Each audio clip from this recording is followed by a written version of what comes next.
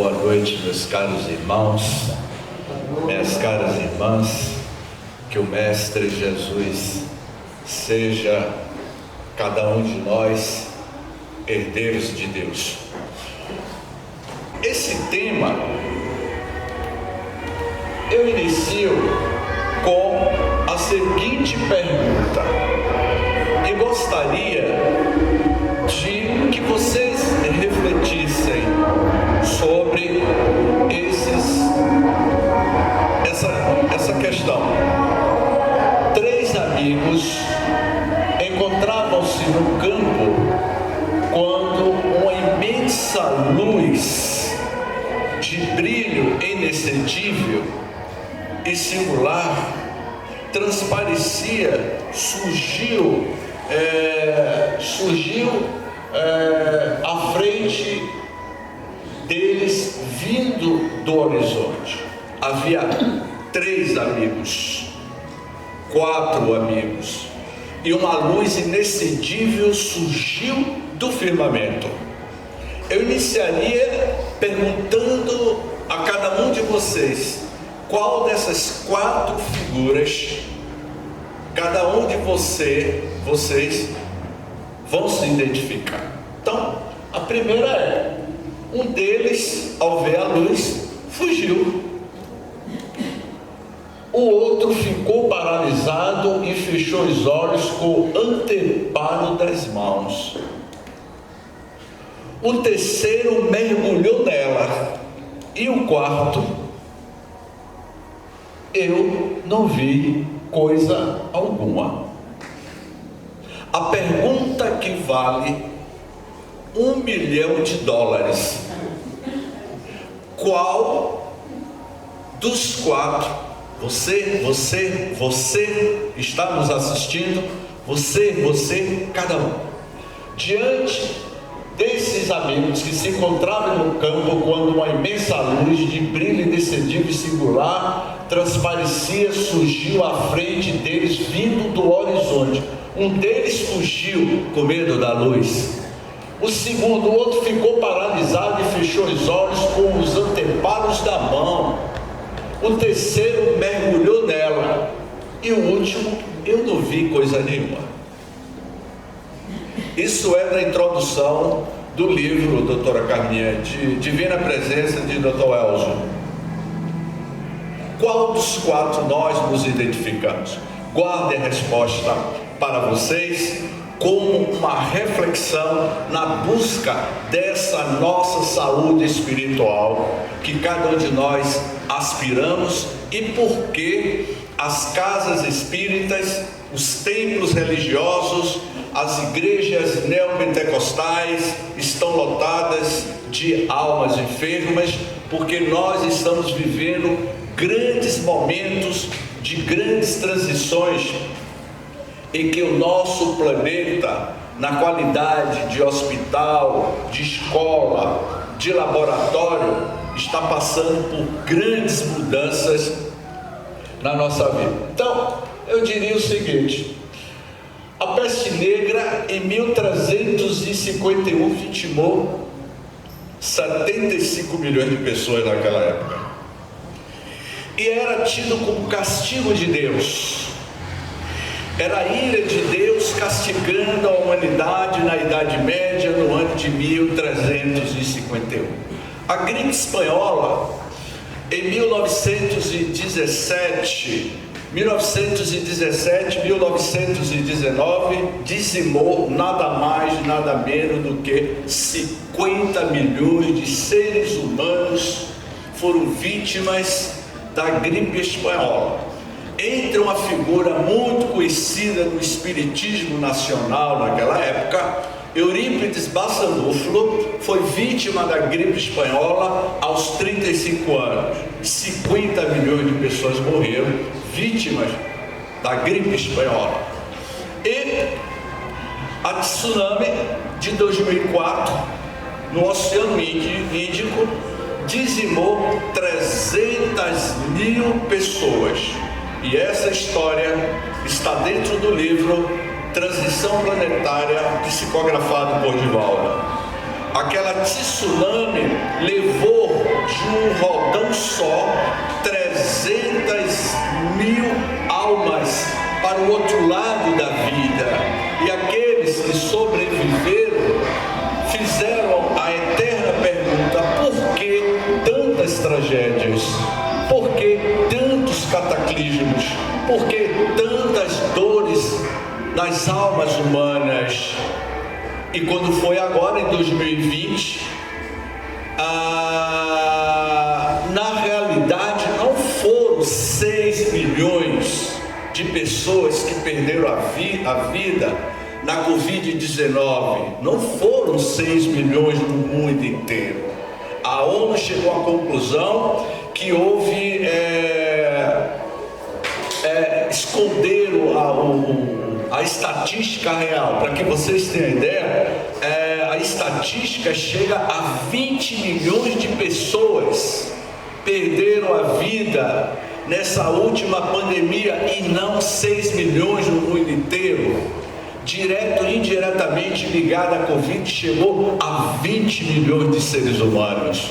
E quando nós estávamos no olho do furacão, na Covid em 2020, em abril, em março, eu estava aqui com o Vitor em Olindina, e eu comentava com o Vitor e com o Jutaí que essa seria o último seminário em março de 2020, lá no Bezerra de Menezes. Foi em março.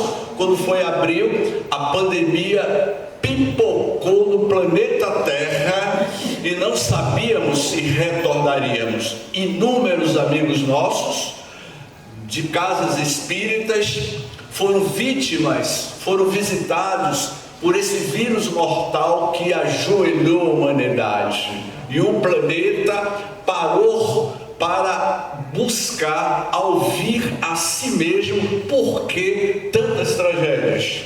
Por que tantas pandemias? E não aprendemos.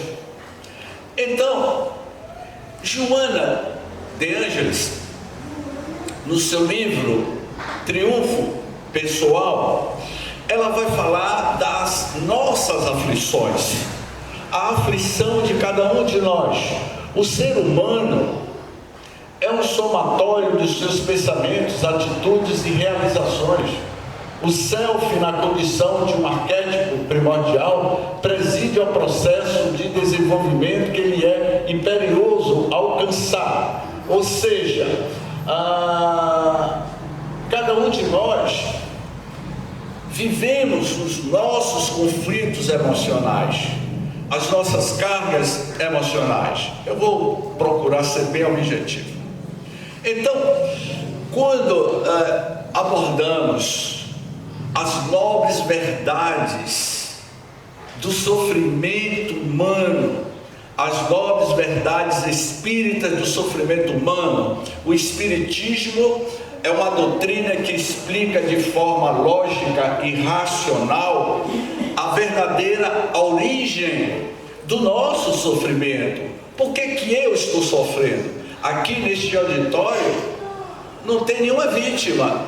Geralmente a gente adentra a casa espírita como vítima, e na realidade ninguém aqui é vítima. Ninguém.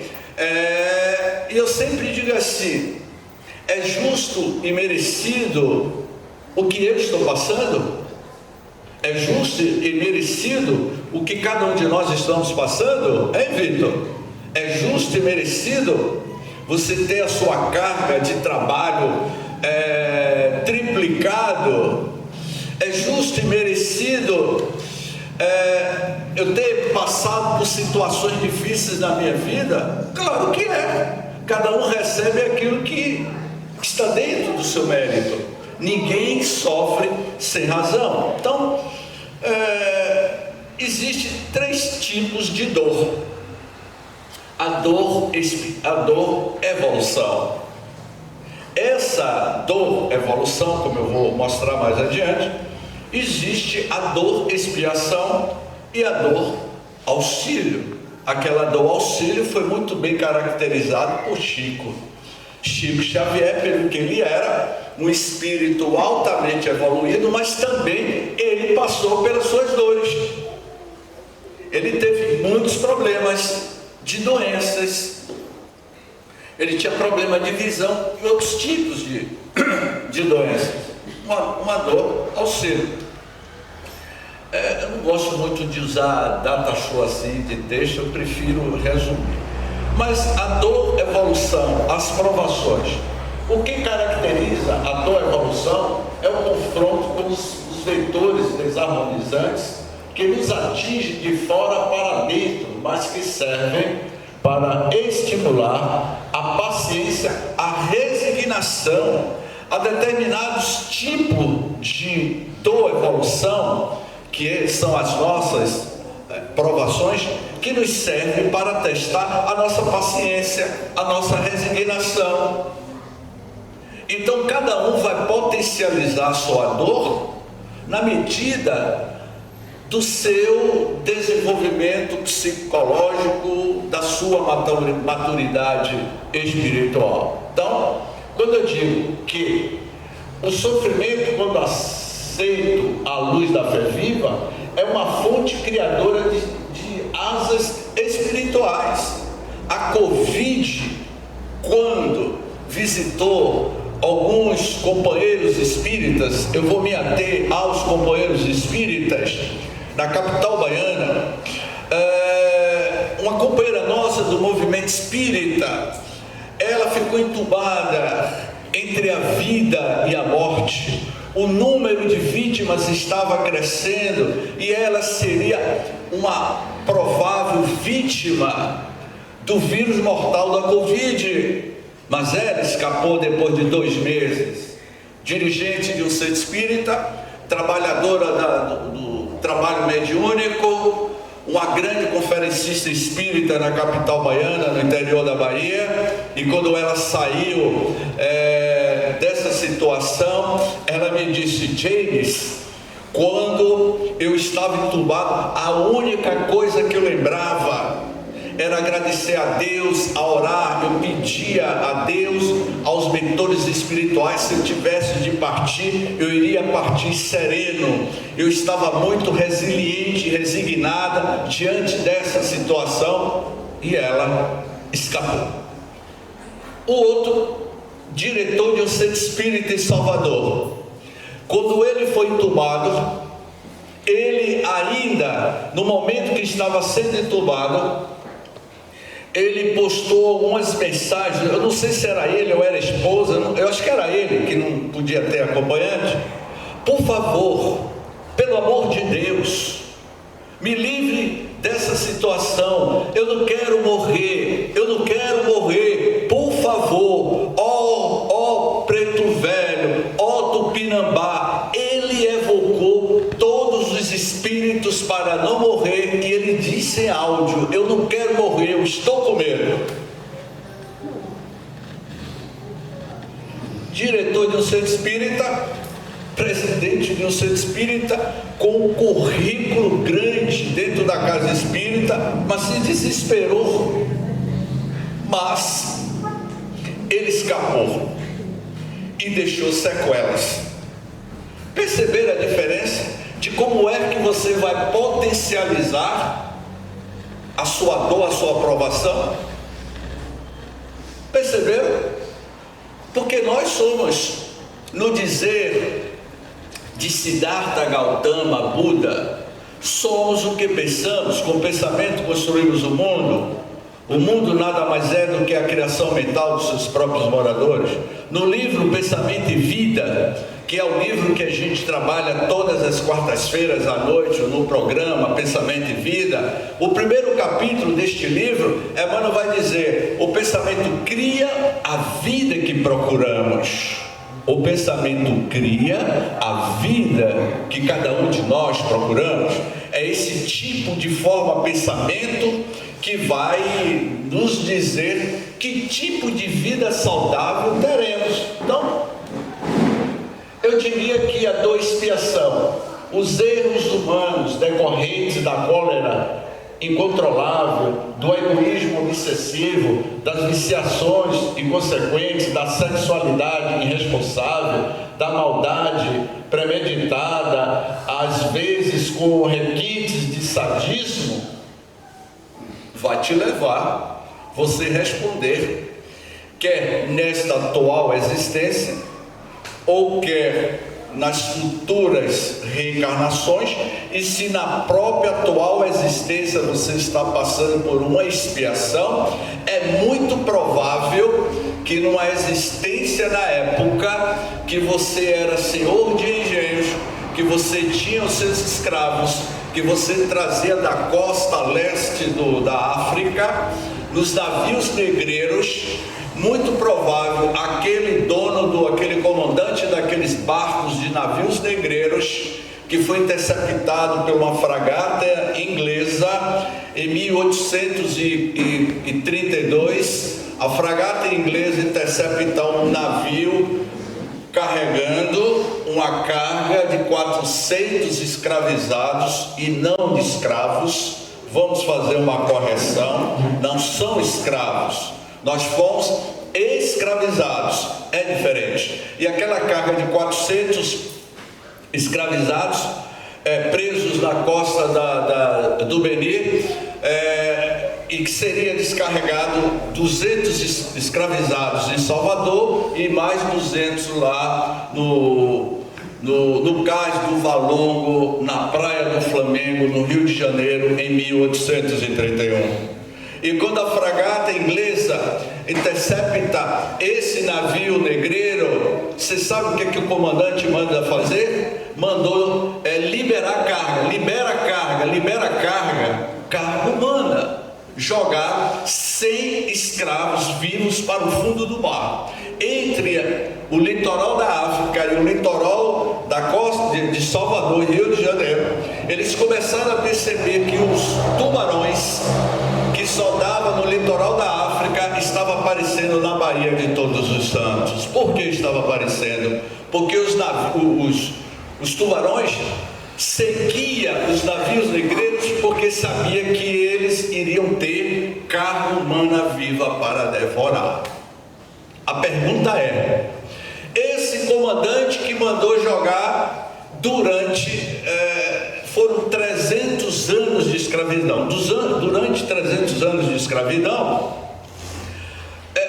o Brasil recebeu 2 milhões de escravizados. Desses 2 milhões, 500 mil morreram na travessia. Então esse comandante que mandou liberar essa carga, você não acha que ele teria que responder por essa situação? Imagine a reencarnação futura dessa figura. Está explicado alguns casos de dramas humanos que alguns indivíduos passam, como também dramas de uma coletividade. A obsessão coletiva acontece também na comunidade. Não existe apenas a obsessão de um espírito para um indivíduo. Acontece muitas das vezes a obsessão coletiva, a obsessão pandêmica, como Sueli Caldas apresentou no seu livro Obsessão e Desobsessão. Então, essa dor expiação, do auxílio, a reencarnação é um desafio expressivo, enfrentando com certa preocupação pelos espíritas. Eu já tenho mais ou menos 25 anos que eu tenho uma companheira. A minha companheira se chama Dona Enxaqueca. Quantas vezes eu entro no centro espírita para fazer palestra e ela está me sinalizando com a dor tremenda de enxaqueca, mas eu tenho que estar falando. Eu me lembro de Ruth.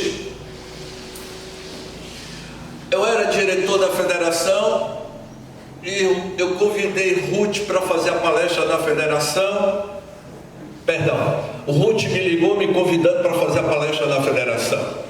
E eu disse a Ruth que eu estava com uma tremenda dor de dente e que eu não poderia fazer a palestra. E Ruth disse: Janes, por causa de uma dor de dente você não vai fazer a palestra? Ruth, eu vou ver aqui o que eu posso fazer. Sabe o que foi que aconteceu? Eu peguei na minha estante, a gente não tem estante cheia de livros espíritas, para o suposto autoconhecimento nosso, eu peguei o livro. Quando eu peguei o livro, doutora Carminha, estava lá, O Gigante Deitado, a história de Jerônimo Mendonça. E quando eu vi que Jerônimo Mendonça fazia palestra em cima da cama, tetraplégico, e não se lamentava, eu disse: eu que estou com a dor de dente, estou me lamentando. James, tome vergonha na cara e vá fazer sua palestra. Se Jerônimo Mendonça, do livro O Gigante Deitado, que ele rodou o Rio, Minas, Goiás, realizando palestra em cima de uma cama, e não se lamentava. E quando a gente está com a gripe, está com enxaqueca, eu não vou hoje para o centro espírita, e depois que entrar no reino de Deus,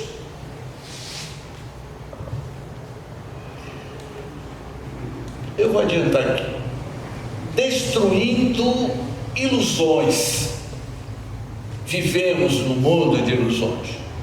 O nosso querido Yogi, que foi um dos mentores espirituais de Dr. Elzo, Dr. Elzo, ao escrever esse livro, Divina Presença como Processo Terapêutico, ele vai dizer o seguinte, esse texto daquele monge, daquele místico João da Cruz, que viveu na Espanha, na Idade Média, ele vai dizer o seguinte: você se pergunta como é possível ver a Deus se Ele é infinito e você está limitado ao infinito das coisas?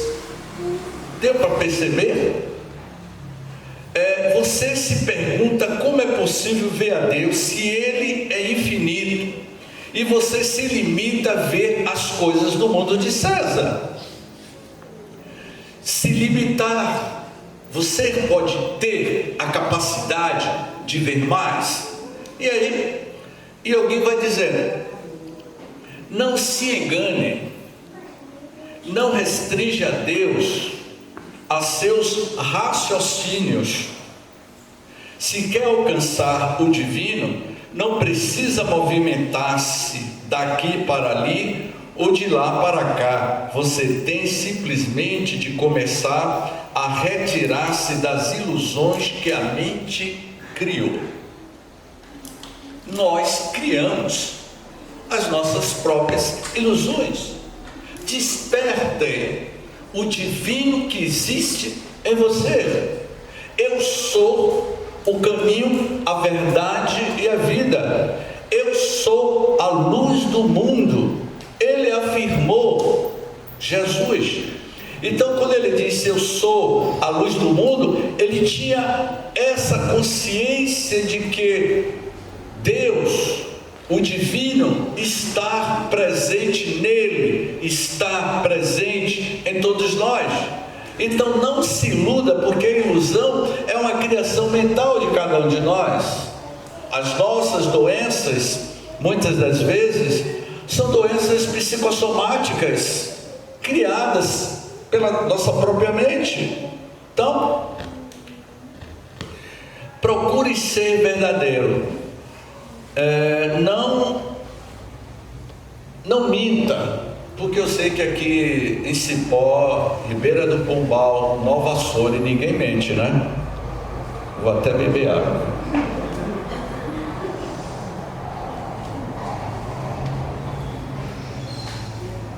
Não minta. Quando eu li o pensamento de Sócrates e de Platão, e que Sócrates escreveu princípios de uma nova ética, e quando eu vejo hoje falando sobre conselho de ética, eu imagino que Sócrates e Platão no mundo espiritual devem estar infartando quando se fala conselho de ética. Vocês sabem o que é a verdadeira ética do pensamento espírita? O pensamento de Pietro Baldi, que escreveu o livro Princípios de uma Nova Ética, a ética espiritual. Então, quando ele diz, procure ser verdadeiro, não minta, não engane, não faça o jogo do ego, pensando que as coisas lhe pertencem. Não se mascare de proprietário, de possuidor. Não se fantasie de amante do mundo. Não se julgue sábio ou gênio. Não proclame sofrimentos para atrair a piedade alheia. É esse livro aqui, ó. Divina Presença, de João da Cruz, psicografado por Dr. Elcio. Ele vai dizendo: você sabe de que Jesus fala? Ele não está pedindo para destruir a vida que não lhe pertence, que lhe foi dada. Está recomendando você. É que eu não vi ali, porque eu acho que eu pulei ali, não entendi ali Você sabe do que Jesus fala. Ele não está pedindo para destruir a vida que não lhe pertence, que lhe foi dada. Ele está recomendando-lhe eliminar as construções mentais com as quais você orna a existência, as imagens particularistas de seu deleite, sua arquitetura do mundo, que são seus registros, o modo de sentir, perceber, pensar, aqui são os registros. O mundo de sentir, perceber, pensar, o que se afina com o auxílio dos quais se isola para impor a todos. O Mestre Jesus está somente falando de fatos que não ocorreram. Estamos sofrendo com isso, como o Dr. Augusto Cury, no seu livro Pais Brilhantes, Professores Fascinantes, ele vai dizer que muitos de nós estamos sofrendo a síndrome do pensamento acelerado. Estamos aqui, mas estamos pensando no coffee break quando terminar a palestra. Não vai ter o coffee break, doutora Carminha? Quando a doutora Carminha estava falando, eu disse: eu vou fazer uma palestra rápida para poder ir para o coffee break. Quem sou eu? E você, quem é? Essa é uma pergunta. Quem sou eu? Afinal de contas, quem realmente eu sou? Já fizeram essa pergunta?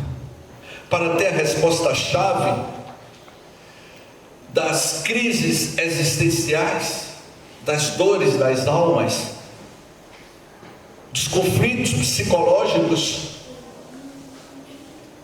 E você, quem é? Para cada pensamento que dirige a Deus, existem bilhões que dele se afastam, refletindo apenas o mundo em volta. Você nem sabe quem realmente é. Sabemos mesmo?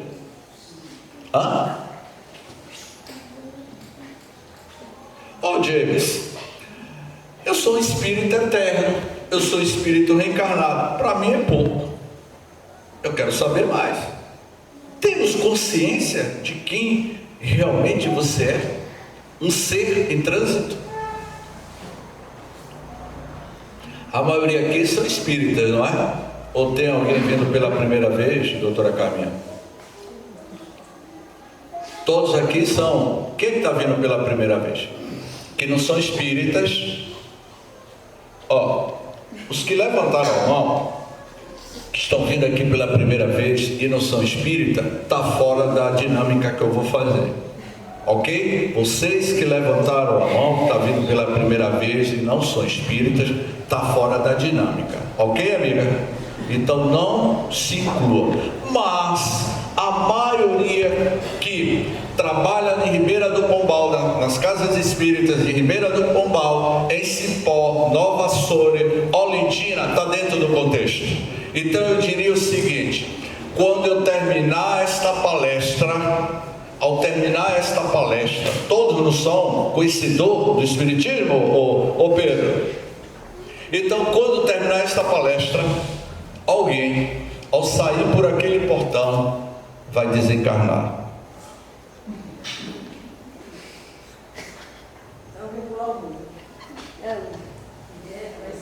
Não, vocês que levantaram a mão estão fora. Vocês precisam ver, como é seu nome? Daniela. Vocês não têm ideia, quando eu disse isso, Daniela apertou, cruzou os braços, cruzou as pernas, apertou e deu aquele sorriso sem graça. A jovem que está ali do lado, ela está mexendo no...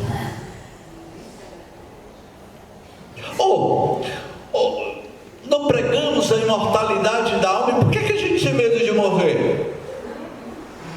Ninguém quer ir. A minha senhora lá no fundo está coçando o braço. E geralmente quando eu faço essa dinâmica, sabe o que acontece, doutora Carminha? Ninguém sai, fica esperando o palestrante sair primeiro.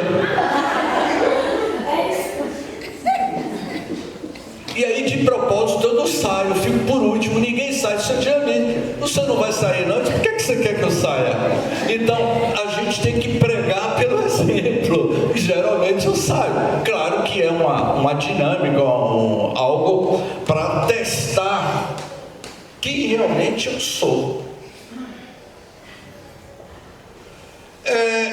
Teorizar é bom, mas na prática, no vamos ver, é diferente. Estudar a filosofia espírita é ótimo, mas colocá-la em prática, como disse Agostinho de Hipona, ele iria afirmar: o evangelho não se estuda, o evangelho se coloca na prática da vida diária. Então, quem sou eu e você? Se você desconhece quem realmente declara amor a Deus, se você desconhece quem realmente declara amor a Deus, você já declarou amor a Deus? Que tipo de amor você está declarando para Deus, minha jovem? Eu estou falando da jovem. Eu sei que você é jovem, mas eu estou me referindo a jovem. Não, a garota que está aí do seu lado. A gente já declarou esse amor? Nós nos apaixonamos, nos casamos, apaixonamos. E por que não apaixonar por aquele que jamais vai nos trair, que é Deus? Não é?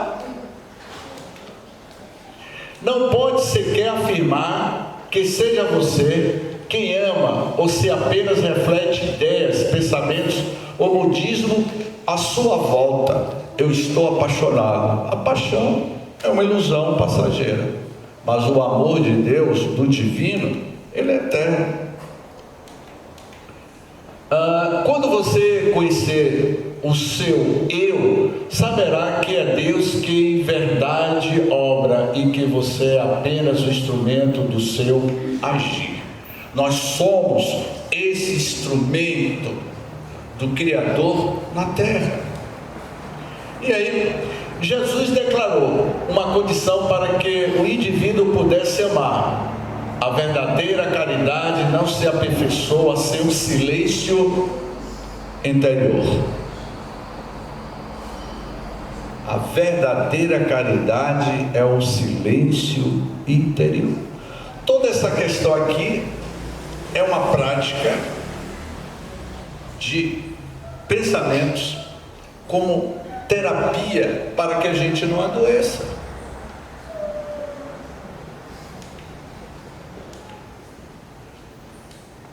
O quarto interno em que deve orar é a mente vazia de interesses. Ali tomará os primeiros contatos com o divino. No silêncio, a linguagem do amor será a união de semelhantes. Amor com amor. O verdadeiro amor se expressa sem palavras.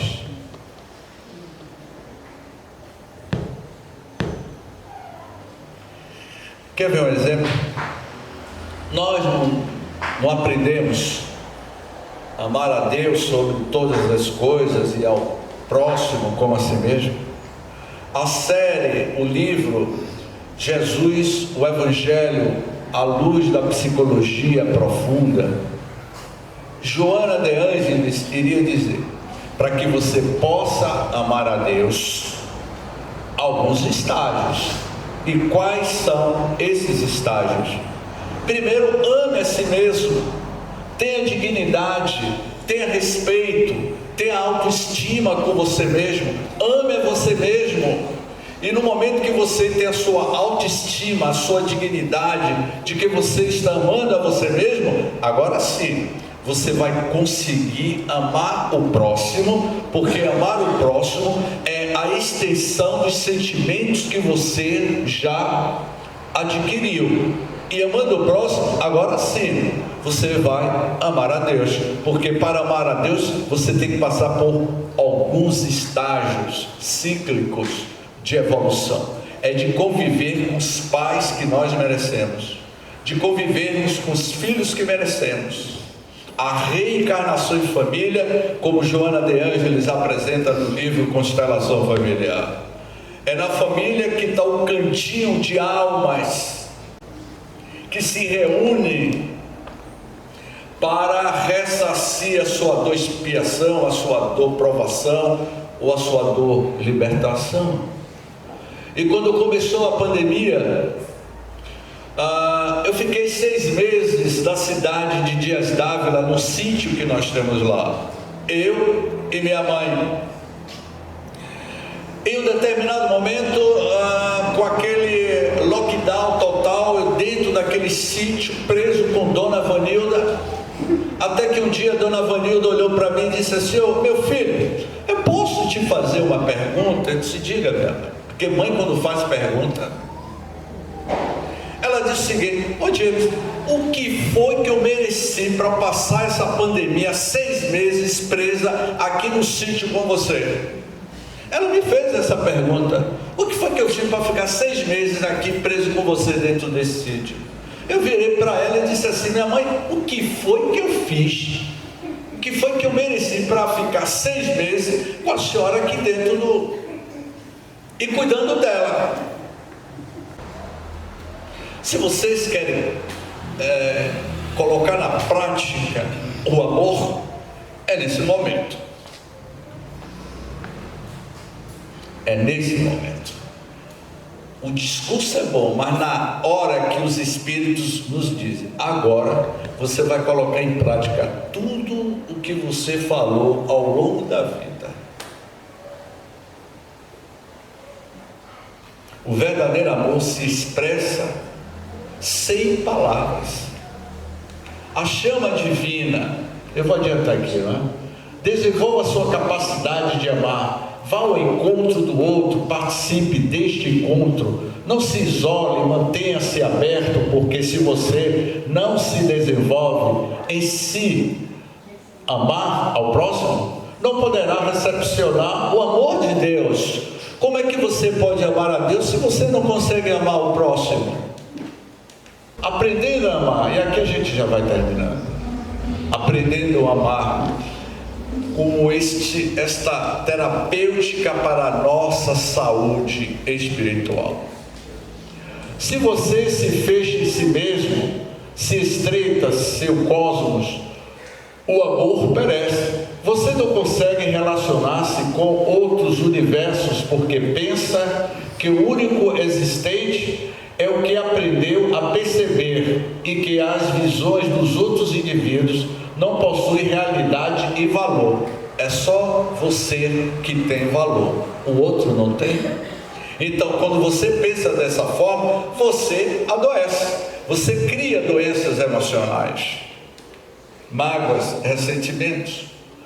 A necessidade de sair do ego e estender os instrumentos para observar as galáxias humanas que se desenvolvem ao seu redor, com o mesmo amor e devoção com que o astrônomo espera embevecido os sinais que chegam do fundo do universo, percebidos a 15 bilhões de anos-luz.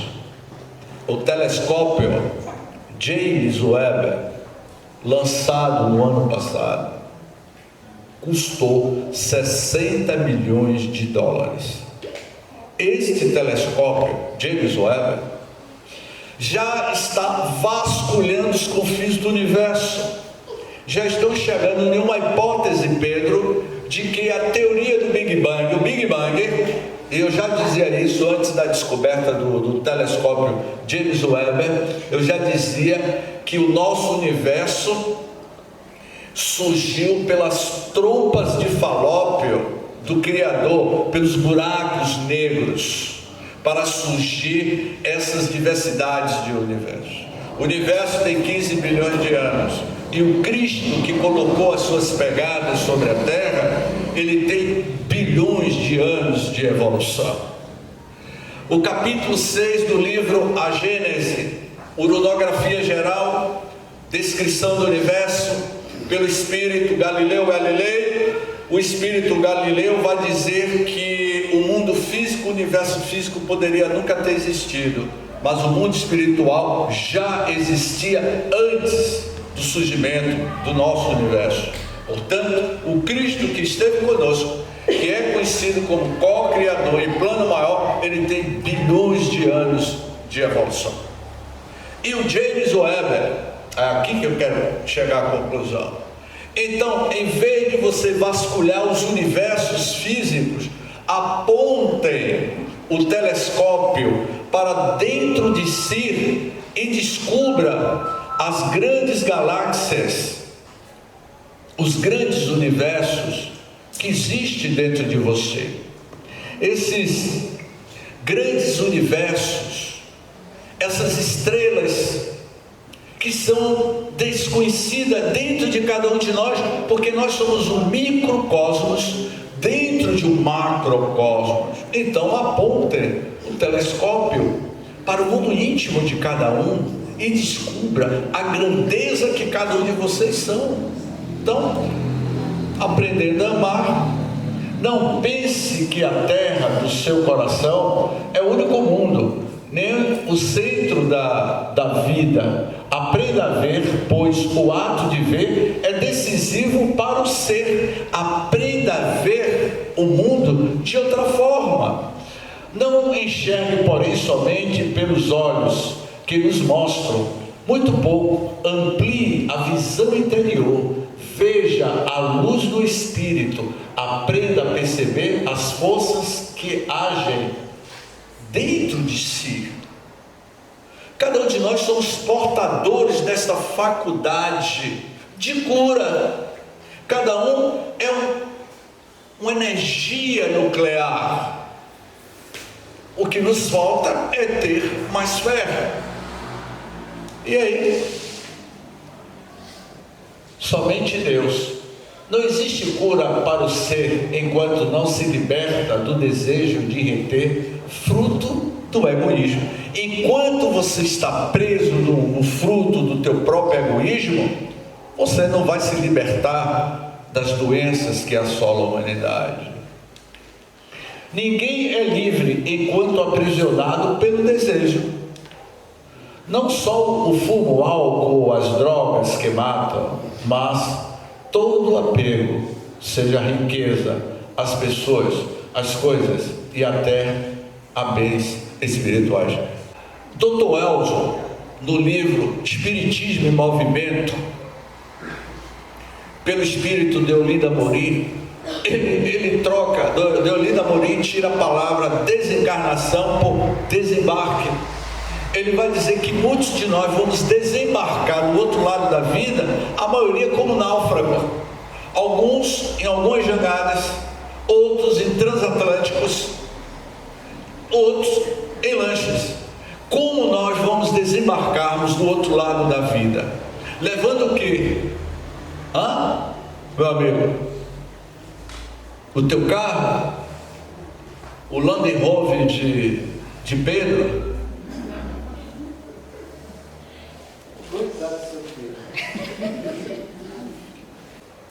Quando você for chamado a desfazer-se de algo em favor de outra, não perca de vista que o Senhor está procurando beneficiá-lo com avisos premonitórios de que não se deve permanecer apegado aos bens, objetos de empréstimo.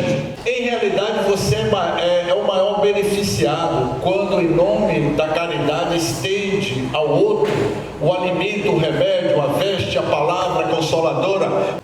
Você se enriquece quando o mundo pensa que você se empobrece. Você se enriquece quando o mundo pensa que você se empobrece. Profundo esse pensamento de João da Cruz.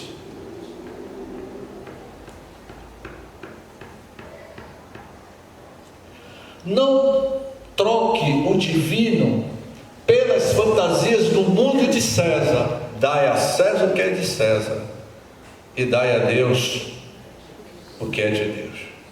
Não se iludam. No dia que Getúlio Vargas, ele veio aqui, não foi, dona Carminha?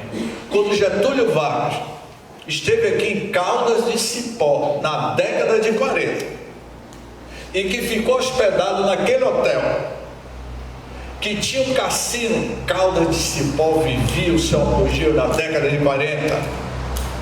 Eu acho que ninguém é daquela época aqui, né? Não é, minha senhora? Mas os pais de vocês conheceram o apogeu do cassino do hotel de Caldas de Cipó. Aquela piscina interna que tem lá dentro, não tem uma piscina interna lá? Eu fiquei imaginando Getúlio Vargas tomando banho de cirola naquela piscina. A sociedade de Caldas de Cipó vivia um apogeu. Não se iluda. Como é que está o hotel hoje? Tudo passa. A piscina está funcionando. Ah, voltou a funcionar? Voltou. Ah, o hotel já está funcionando? Não, algumas partes. Ô Pedro, da próxima vez que eu vier para cá, eu vou ficar aí nesse hotel aí, Pedro. O que eu estou querendo dizer nessa palestra descontraída: não troque o divino pelas fantasias do mundo físico ou espiritual. Lembre-se, aquilo que se chama de mundos espirituais são apenas esferas de matéria extrafísica e não o reino imorredouro do espírito. Fixe em Deus, nada mais que Deus, nada menos que Ele. Ele é o nosso amor. A nossa saúde está diretamente ligada à forma como nós pensamos. Somos o que pensamos. Com pensamento construímos o mundo, e o mundo nada mais é do que a criação mental dos seus próprios moradores. Buda. Então o pensamento é a matriz, é a origem das nossas dores, dos nossos sofrimentos. Então, o estado das bem-aventuranças vai lhe proporcionar esse sistema imunológico mais fortalecido para atravessarmos a noite escura da alma, que é a frase de João da Cruz. Ele vai dizer: a noite escura da alma que cada um de nós vamos passar. Namastê, gratidão, muita paz.